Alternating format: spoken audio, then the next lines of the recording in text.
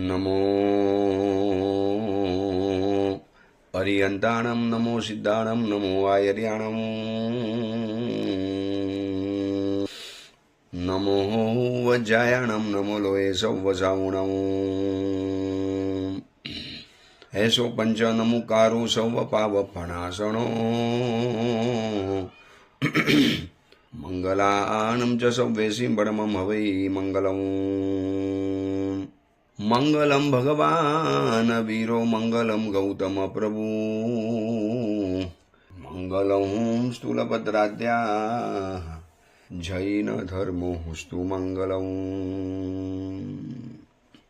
પ્રવચનનો વિષય છે નવી સવાર નવો વિચાર. આજથી લગભગ 1100 વર્ષ પૂર્વે બનેલો અને આશરે 300 જેટલા નીતિ સૂત્રોથી સુશોભિત નીતિ વાક્યામૃત નામનો આ ગ્રંથ રોજ નવી સવારે એક નવા વિચારનું પ્રદાન, એક નવા વિચારની ભેટ આ ગ્રંથ દ્વારા આપણને મળતી જાય છે. એક વિચાર જીવનની અંદરમાં કેવું અદ્ભુત પરિવર્તન કરી નાખે છે એ જોવું હોય તો ચંડ કૌશિકને જોવાનો, એને હજી પણ વધારે જોવું હોય તો ચિલાતી પુત્રને જોવાના, હજી પણ વધારે સારી રીતે સમજવું હોય તો રોહિણીયા ચોરને સમજી લેવાના. પરમાત્માના કહેલા 2 વાક્યો, 2 વચનો અને એના જીવનની અંદરમાં કેવો પ્રકાશ અને અજવાળું પાથરીને ગયો. તો આ મહાત્મા આપણને રોજ સવારના એક અદ્ભુત વિચારની આપણને ભેટ ધરતા હોય છે. ગઈકાલે આપણે 119મા નંબરના સૂત્રની અંદરમાં વિચાર્યું કે કાર્ય એવું કરવું કે જે કાર્ય કરવાની અંદરમાં બહુ ફાયદો હોય અને નુકસાન અલ્પ માત્રાની અંદરમાં હોય, એવું જ કાર્ય જીવનની અંદરમાં કરવાનું. આજે 120 નંબરનું સૂત્ર, પૂજ્યપાદ આચાર્ય ભગવંત કેટલું પ્રગાઢ ચિંતન. આ વાક્ય સંસ્કૃત ભણ્યા હોય ને અને એ વાંચે એટલે એને ખબર પડે કે આટલી લાઘવ ભાષામાં આટલા મહાન અર્થ કેવી રીતે અંદરમાં છુપાવી શકાતા હોય. એ અતિ જ્ઞાનનો પરિશ્રમ હોય, અતિશય જ્ઞાનનો પરિચય હોય, દિવસ રાત સમ્યક જ્ઞાનની અંદરમાં ખૂપ્યા હોય ને તો જ આવું થાય, બાકી થઈ ન શકે. 120 નંબરના સૂત્રની અંદરમાં બહુ નાનું વાક્ય છે પણ બહુ ગંભીર અર્થ રાખે છે. દીપ્તે ગૃહે કીદૃશમ કૂપખનનમ. દીપ્તે ગૃહે કીદૃશમ કૂપખનનમ. દીપ્તે એટલે બળતું ઘર, બળતું જરતું. ગ્રહ એટલે ઘર. જ્યારે ઘર જલે છે, કીદૃશમ કૂપખનનમ, ત્યારે એવા સમયની અંદરમાં તમે કૂવો ખોદવા માટે જાઓ, આ કેવું ગાણપણ છે. ઘરની અંદરમાં આગ લાગે અને ત્યારે કૂવો ખોદવો, આ કેવી બાલિશ ચેષ્ટા, કેવી મૂર્ખામી, કેવું ગાણપણ.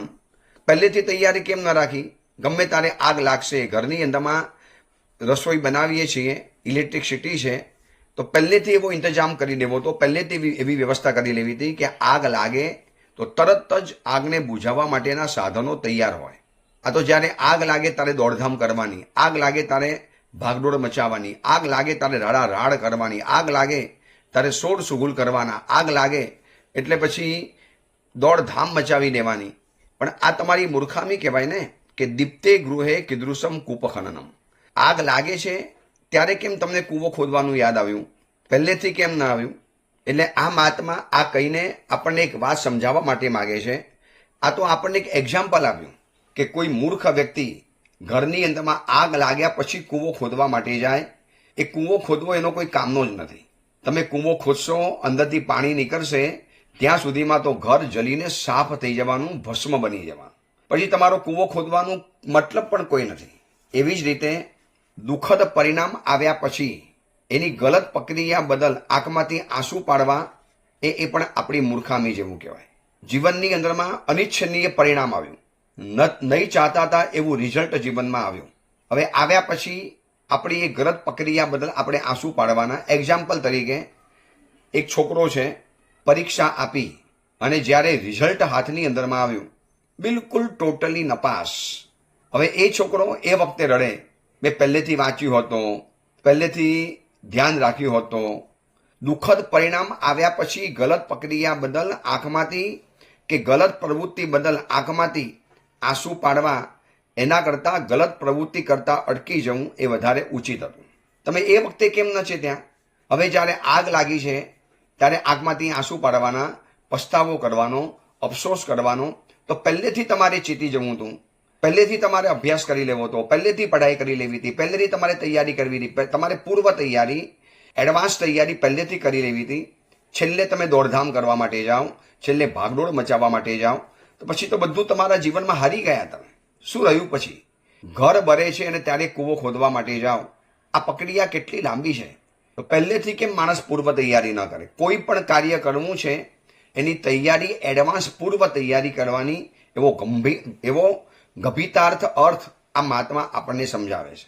કેમ પરીક્ષા આવે ત્યારે જ વાંચવાનું, કેમ જ્યારે મુસાફરી નક્કી થાય ત્યારે બધો સામાન પેક કરવાનો, અને છેલ્લે પછી દોડધામ કરવાની, છેલ્લે દોડધામ મચાવવાની. અત્યારે પણ એવો રિવાજ છે ને કે દિવાળી આવશે ને પહેલેથી કોઈ ખરીદી નહીં કરે. દિવાળીના છેલ્લા દિવસો આવ્યા હશે ને બજાર આખું ઉભરાવાનું. પછી એ વખતે મોં માગ્યા પૈસાથી પણ તમારે વસ્તુ ખરીદવી પડે. પહેલેથી એડવાન્સ પ્લાન બનાવ્યો હોય, પહેલેથી ચેતીને તમે વ્યવસ્થિત ચાલ્યા હો, તો તમારે ક્યાં જરૂર હતી આવી દોડધામ કરવાની? આગ લાગે પછી કૂવો ખોદવા જવું આ કોઈ ડાપણનું કાર્ય નથી. એમ જીવનની અંદરમાં ગલત પરિણામ આવી ગયું, ગલત પરિણામ આવીને ઊભું રહી ગયું. હવે એ પ્રક્રિયા બદલ આપણે જો રડીએ, હવે ખમણ ખાતા તો ખાઈ લીધા, ભજીયા ખાધા તો ખાઈ લીધા, પેટ ભરીને ખાધા, ડાબીને ખાધા, સ્વાદિષ્ટ હતા, આગળ પાછળનું કાંઈ ન વિચાર્યું, અને પછી બીજા દિવસે જે લૂઝ મોશન, એ ઝાડા અને ઉલટી થઈ ગયા. હવે એ વખતે પસ્તાવો કરે, ક્યાં ખાધું, શું કામ ખાધું, નહોતું ખાવાનું, ઓછા ખાવા જેવા હતા. એ ખમણ ખાધા 5 અને 25 દિવસ બગડી ગયા.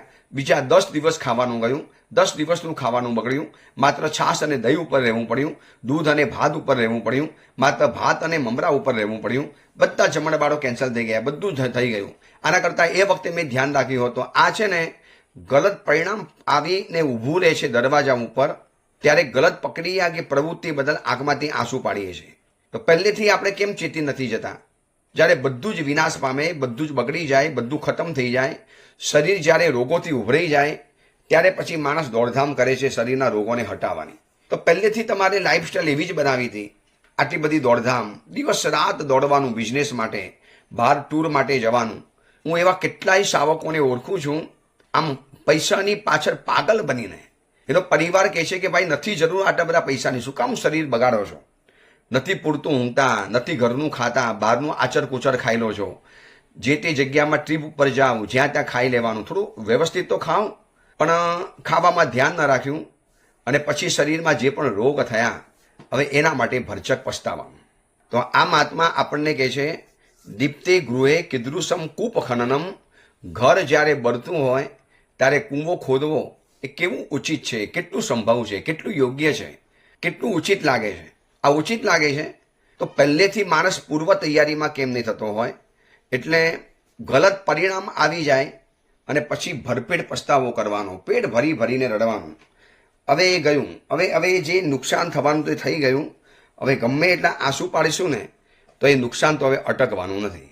તો એના કરતાં પહેલેથી ચેતીને સમજીને આગળ વધ્યા હોત, સમજીને આપણે આગળ ગયા હોત. આગ લાગે ત્યારે જેમ કૂવો ખોદવા ન જ બેસાય, એમ ગલત પરિણામ આવે ત્યારે રડવા પણ ન બેસાય. પછી રડવાનું નહીં, પછી જે પરિણામ આવ્યું એને સ્વીકારી લેવાનું. હું નપાસ થયો, હવે મારું સમાજમાં કેવું દેખાશે? તો તમારે પહેલેથી ચેતી જવું હતું, પહેલેથી તમારે ધ્યાન રાખવું હતું, પહેલેથી તમારે સમજી જવું હતું કે આવી રીતે નહીં ભણું તો નપાસ થવાનો છું. પહેલેથી તૈયારી રાખવી હતી. ભણ્યા તો કોઈએ ના પાડી હતી? પૂર્વ તૈયારી કરવી નહીં, છેક સુધી પ્રમાદ કરવો, છેક સુધી આરસ કરવી, છેક સુધી સૂતા કરવું, છેક સુધી કામને ટટરાવવું, કામને લંબાવવું, કામને આગળ કરવું, અને છેલ્લે પછી જ્યારે કામ બગડે અને આંખમાંથી આંસુ પાડીને ભરપેટ પસ્તાવો કરવાનો, આ તો કંઈ ઉચિત નથી દેખાતું. ઉચિત બાબત એ છે કે પહેલેથી તૈયાર રહો. ગમે તારે આફત આવવાની, ગમે તારે તકલીફ આવવાની, પરિણામ ગમે તે આવવાનું, તો એનો બી પ્લાન હંમેશા આપણા જીવન માટે તૈયાર હોવો જોઈએ.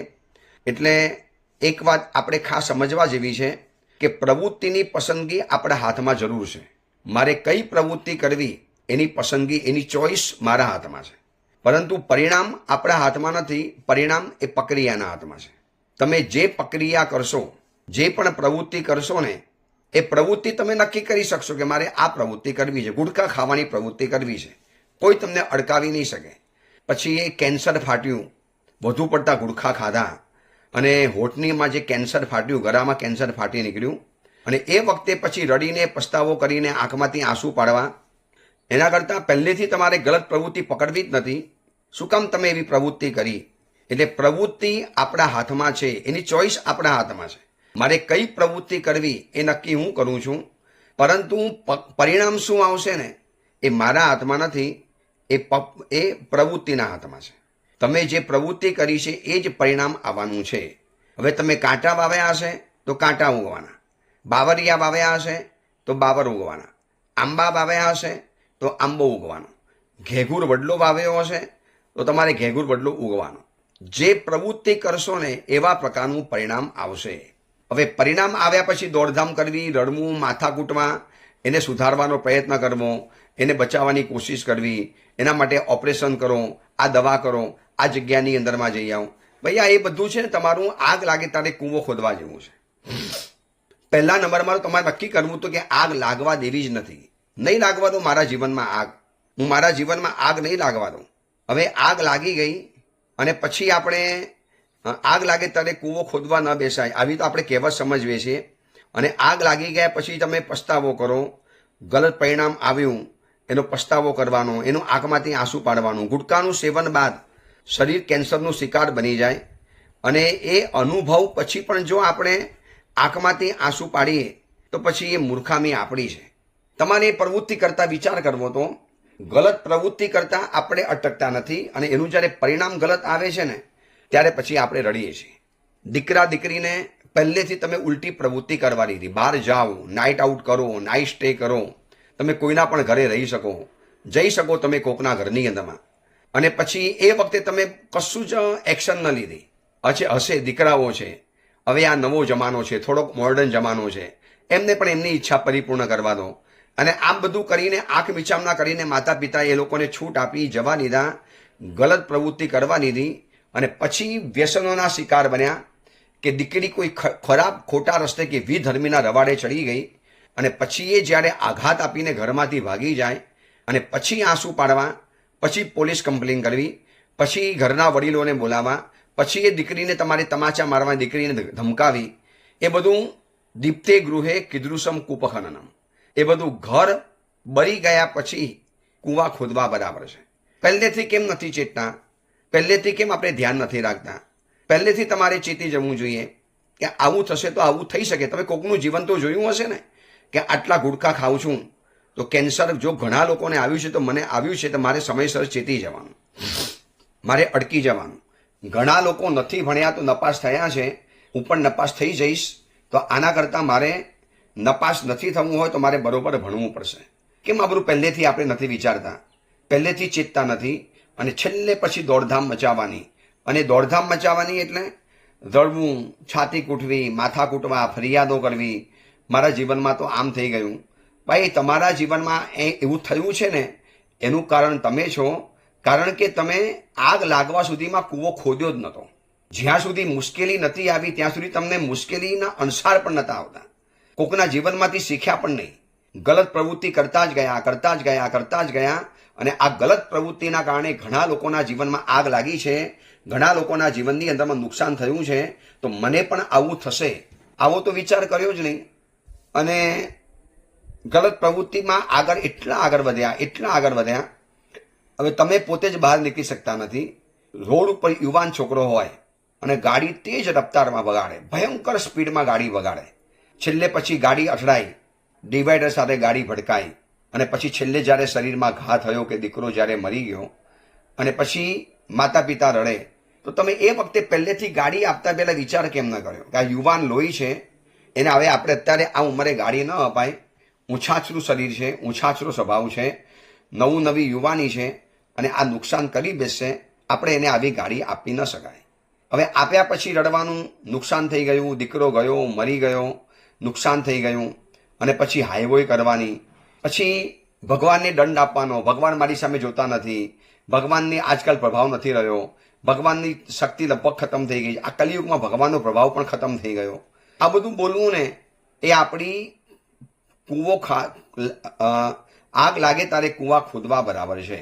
પહેલેથી ચેત્યા કેમ નહીં? પહેલેથી સાવધાન કેમ ન રહ્યા? કેમ તમે દીકરીને કોલેજ જતા પહેલા સાવધાન ન કરી? બેટા કોલેજમાં ભલે જાઓ, પણ આ ઘરનો રિવાજ છે કે જૈન કુલ સિવાય કોઈ પણ જગ્યાએ તમારા લગ્ન થશે નહીં. આ વાત છે ને 10-15 પ્રવચન પછી હું વાત એટલા માટે લઈ આવું છું કે એટલા ગંભીર કિસ્સા હમણાં મારી પાસે આવ્યા છે. લોકો મને ખાસ મોકલે ચાહીને કે ગુરુદેવ આ પ્રવચનમાં આપ ઉલ્લેખ કરો છો, અમારા ત્યાં, અમારા એરિયામાં, અમારી બિલ્ડિંગમાં, અમારા ગામમાં, અમારી ફલાણી જગ્યાની અંદરમાં હમણાં એક કચ્છી પરિવારની દીકરી, એની ઘટના આંખની સામે આવી, વિધર્મીની સાથે દોસ્તી થઈ, એને લગ્ન કર્યા એની સાથે, અને પછી એની સાથે જે મારઝૂડ, એનું ધર્મ પરિવર્તન કરાવ્યું. પહેલાં તો કહેતો હતો તું તારો ધર્મ પાડજે, હું મારો પાડીશ. અમારા ઘરમાં તો આ બધી છે ને વૈચારિક બહુ ઉદારતા છે. અને પછી જે સિતમ, જે માર ગુજારવાનો, એને પોતે કબૂલ કર્યું કે હું પોતે ભાગી જવા તૈયાર હતી, પણ મને પ્રેગ્નન્ટ બનાવી નાખી અને 5 વર્ષના ગાળાની અંદરમાં 3 તો મને ડિલિવરી કરાવી દીધી. 5 થી 6 વર્ષના ગાળાની અંદરમાં. હવે હું ક્યાં જઉં, કોણ મને રાખે? અને અહીંયા 2 ત્રાસ સહન કરું છું. હું ઘરની અંદરમાં હિન્દુ કન્યા હતી અને આ ઘરમાં બધા મુસલમાન રિવાજો મારે રડતા રડતા કરવા પડે છે. આ દુઃખદ જેવી જિંદગીમાંથી હું કેમ બહાર આવીશ? અને છેલ્લે એને લખ્યું છે કે પ્લીઝ હિન્દુ યુવતીઓ મુસલમાન સાથે 1 સેકન્ડનો પણ પરિચય કરતા નહીં, વિધર્મીઓ સાથે 1 સેકન્ડ માટે પણ પરિચયમાં નહીં આવતા. આ દીકરીએ છેલ્લે શબ્દ લખ્યો છે. હવે આટલી બધી પારાવાર ઘટનાઓ જ્યારે જોવા માટે આવે તો પહેલેથી કેમ નથી ચિંતા માતા પિતા? કોલેજમાં જાઓ છો, ફરવા માટે જાઓ છો, out of India, out of ભણવા માટે જાઓ છો, તો બેટા આટલું ચેતી જવાનું. આપણા કુલ સિવાય કોઈ પણ જગ્યાએ તમારા લગ્ન થઈ નહીં શકે, ભલે ગમે એટલું સારામાં સારું પાત્ર હોય. પહેલેથી જો પાણી પહેલાં પાર બાંધી દઈએ તો પછી આગ લાગવાની કોઈ વાત જ ના આવે, તો પછી કૂવો ખોદવાની કોઈ વાત નથી આવતી. પણ છેલ્લી વખતે, છેલ્લા સમયમાં માણસને છેલ્લે દોડધામ કરવાનો નેચર પડી ગયો છે. અરે અમારા ઉપધાન હતા ને હમણાં સંયમ સ્પર્શ ઉપધાન, એમાં પહેલેથી કહેતા હતા કે બહેનો માટેના એક સરખા ડ્રેસ રાખ્યા છે, ચણિયા ચોરી, આવીને લઈ જાઓ, આવીને લઈ જાઓ. અને છેલ્લા દિવસે એવો હલ્લો કરે કે દુકાનદાર કંટાળી, સાહેબ જે તમે એને કહી દો, લોકો પહેલેથી આવે, ધીરે ધીરે આવે. પણ લોકોની આદત છે છેલ્લે બધું યાદ આવે અને છેલ્લે પછી ભાગદોડ કરવાની. પછી એમાં ડબલ પૈસા ચૂકવવાના, નાણાં પૈસા મોં માગ્યા ચૂકવવાના, ડબલ કે ટ્રિબલ ભાવ ચૂકવવાનો. આના કરતાં પહેલેથી ચેતી ગયા હોત, પહેલેથી સાવધાન રહ્યા હોત, તો પહેલેથી જ તમે તૈયારી કરી હોત ને, તમારે આગ જ ન લાગત. અને આગ નથી લાગી તો કૂવો ખોદવાનો કોઈ વારો જ ના આવે. પણ કેટલી મજાની વાત બતાવી દીધી.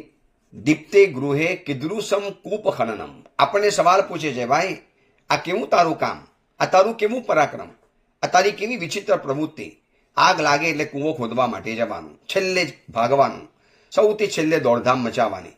આવતીકાલે સવારે સ્કૂલ શરૂ થવાની છે અને આજે રાતના બધી દોડધામ મચાવે. સ્કૂલ બેગ લાવી છે, કંપાસ લાવો છે, પછી પેન પેન્સિલ લાવી છે, નોટબુક લાવી છે, સ્કૂલનો થેલો, સ્કૂલ બેગ લાવી છે. આ બધું છેલ્લે દોડધામ કરવાની અંદરમાં આવે. જ્યારે સમજદાર માણસ એવી પ્રવૃત્તિ કરે કે બધું જ પહેલેથી એને તૈયાર રાખ્યું હોય, એટલે ફરી વખત દુઃખદ પરિણામ આવી ગયા પછી ગલત પ્રક્રિયા બદલ કે ગલત પ્રવૃત્તિ બદલ આંખમાંથી આંસુ પાડવા, એના કરતાં ગલત પ્રવૃત્તિ કરતાં જ અટકી જવું હતું એ વધારે સારું હતું. અને એક વાત આપણે સમજી રાખવા જેવી છે કે પ્રવૃત્તિ છે ને ક્યારેક આપણને ઉશ્કેરે છે. કરી લો, એકવાર કરી લો, અરે એકવાર શરાબ પી લો ને, અરે એકવાર ઝુટકા ખાઈ લો ને, અરે એકવાર કંદમૂર ખાઈ લો ને, એટલે એક વખત છે ને વિરાધના કરી લો, બસ એક વખત. કોને ખબર પડવાની, કોણ જોવા માટે આવવાનું છે? હું પણ મારા સાધુ જીવનમાં હોઉં તો મને પણ મારું મન અંદરથી લલચાવે, એક વખત કરી લો, કોને ખબર પડવાની છે? પણ એ એક વખત કર્યા પછી માનો એનું જે પરિણામ જે ભયંકર ભોગવવાનું આવે છે ને, એ પછી એક વખતનું પરિણામ નથી આવતું, એ 100 ને લાખ વખત આપણને અફસોસ કરાયા કરશે. આજે નરક ગતિની અંદરમાં જેટલા પણ નરકના જીવો છે ને, એ બધાને પરમાધામી માનસિક ત્રાસ પહોંચાડવા માટે, શારીરિક ત્રાસ તો પોતે આપે છે, પણ એને માનસિક ત્રાસ પરેશાન કરવો છે. એટલે પરમાધામી વિભંગ જ્ઞાન દ્વારા એક નરકના જીવને યાદ કરાવડાવે. ભાઈ પૂર્વભાવમાં તારું આ નામ હતું, આ તારો બિઝનેસ, આવી પરમ શાંતિની લાઈફ હતી, તારી પાસે જામેલો ધંધો હતો, તારે એટલા વહેલા કે એટલા મોડે સુધી બેસવાની કોઈ જરૂરિયાત નથી. તમે સવારનું પ્રતિક્રમણ, સવારની પૂજા અને સાંજનું પ્રતિક્રમણ આરામથી કરી શકો એમ છો. આવી તમારી સ્થિતિ હોય, પ્રવચનમાં સાંભળતા પણ હો, અખડે ઠગ ભરેલી તમે સભા જોતા પણ હો, ફિર ભી અંદર સે મન નહીં હોતા, કિક નથી વાગતી. ચલો પહેલેથી કરી લઉં, પરિણામ સાધી લઉં, પહેલેથી સાવધાન બની જાઉં. આવી કોઈ કહેતા કોઈ વાત નહીં. છેલ્લે પછી દોડધામ મચાવવાની, છેલ્લે ભાગા દોડ કરી લેવાની, છેલ્લે એટલું બધું દોડે, એટલા બધા પૈસા ખર્ચ નાખે, એટલો ડબલ ખર્ચો કરી નાખે. હવે આ ચીજ પહેલેથી થઈ શકતી હતી પણ પહેલેથી ન કર્યું. બસ આમ આપણી મૂર્ખામીના, મહામૂર્ખામીના દર્શન આ મહાત્મા આપણને કરાવે છે કે ભાઈ જોઈ લેજે, આ તારી મૂર્ખામી છે, તું આવા મૂર્ખામી વેડા કરે છે કે આગ લાગે તારે કૂવો ખોદવા માટે જાય. દીપ્તે ગૃહે કૂપ ખનનમ, ઘર જ્યારે બરે છે એ વખતે કૂવો પણ નથી ખોદાવા દેતા, કૂવો ખોદવો પણ નથી ફાવતો. ખોદાયેલો ચલો કૂવો છે એનું પાણી કેવી રીતે પહોંચાડવું, આ બધી જ વ્યવસ્થા જો પહેલેથી ન કરી હોય અને પછી છેલ્લે પછી દોડધામ કરવાની અંદરમાં જાઓ.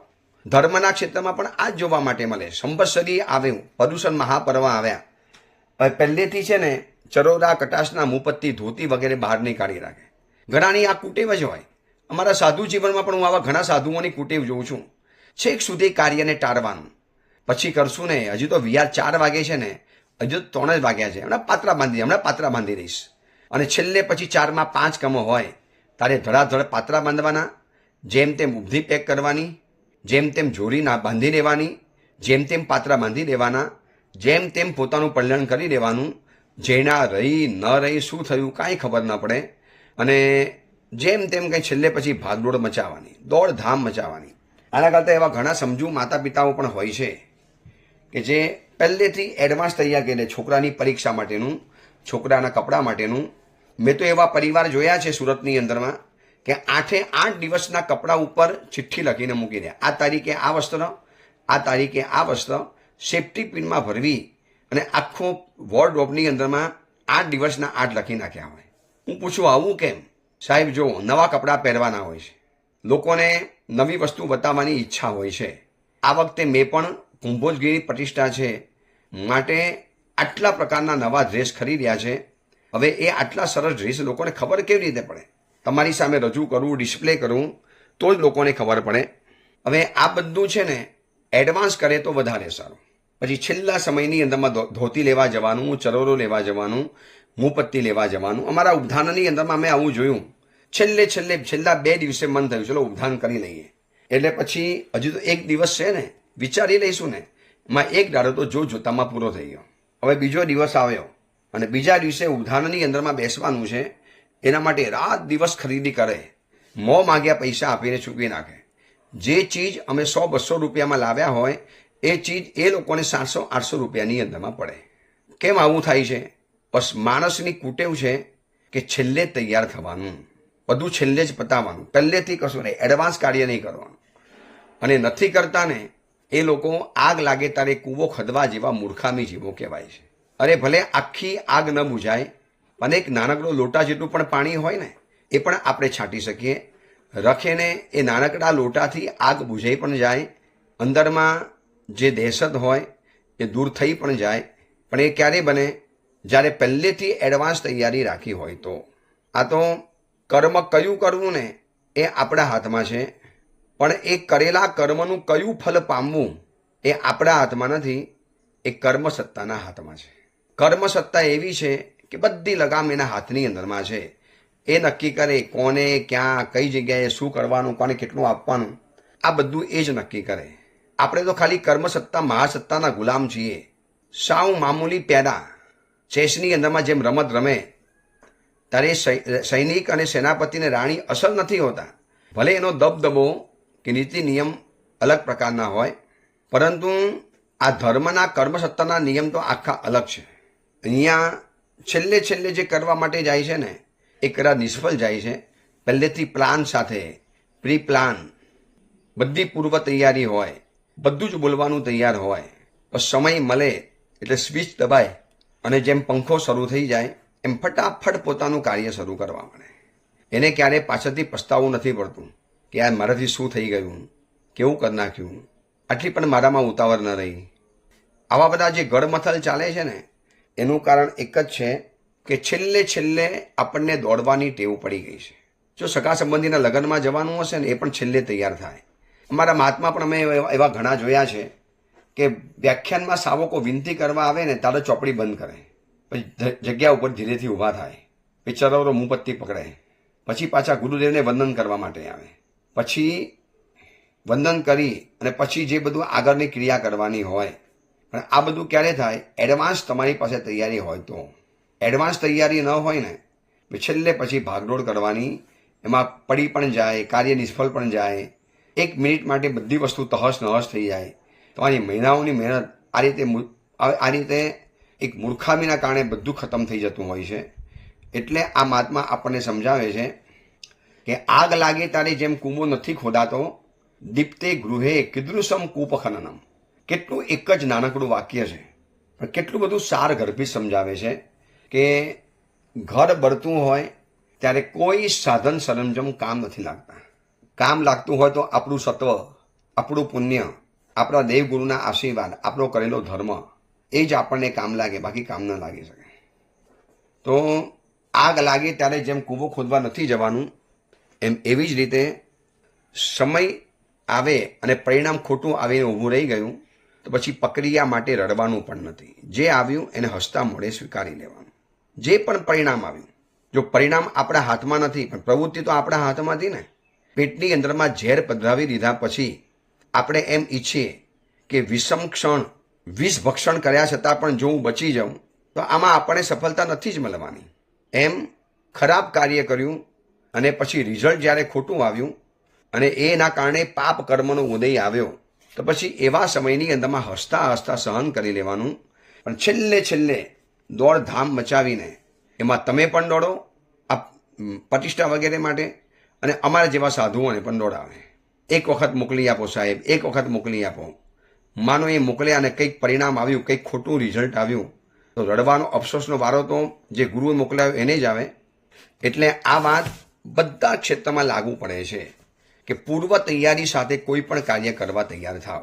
એવું નહીં કે છેલ્લે કામ આવ્યું એટલે શીખી લઉં, કામ આવ્યું એટલે હવે એમાં માથું મારું, કામ આવ્યું એટલે હવે એના માટે સર્ચ કરું, રિસર્ચ કરું. એનો કોઈ જ મતલબ નથી, કોઈ કહેતા કોઈ મતલબ નથી. હવે આગ લાગી ચૂકી છે, તમે ગમે એટલા મલમ પટ્ટા કરશો તો પણ કામ નહીં લાગે. એટલે દરેક ક્ષેત્રમાં સ્પર્શે એવું આ સૂત્ર છે. ધર્મ ક્ષેત્ર હોય, અધ્યાત્મ ક્ષેત્ર હોય, બાળકોનું હોય, નાના હોય, મોટા હોય, યુવા હોય, યુવતી હોય, પ્રત્યેક વ્યક્તિ માટે આ સૂત્ર કામનું છે કે દીપ્તે ગૃહે કીદૃશમ કૂપખનનમ. ઘર બળતું હોય ત્યારે ઘરને તમે કેવી રીતે ઠારો, એ ઠારવા માટે પાણી તમે તાત્કાલિક કેવી રીતે બનાવી શકો, આ શક્ય જ નથી. બસ તો છેલ્લે નહીં કરવાનું, પહેલેથી જાગવાનું. બધું એડવાન્સ પ્લાન. મોક્ષે જવું છે તો પણ એડવાન્સ પ્લાન. મારે જીવિચા નવતત્વ ભણવાના છે એના માટેનો એડવાન્સ પ્લાન. આ બધું જ કરે ને તો એ લગભગ જીવનની અંદરમાં નિષ્ફળ નથી જતો. એ અંગેની બીજી વિશેષ વાત આપણે આવતીકાલે કરીશું. એ જ મંગલ કામના, મંગલ ભાવના. જીનાગના વિરુદ્ધ કાંઈ પણ બોલાયું હોય તો મિચ્છામી.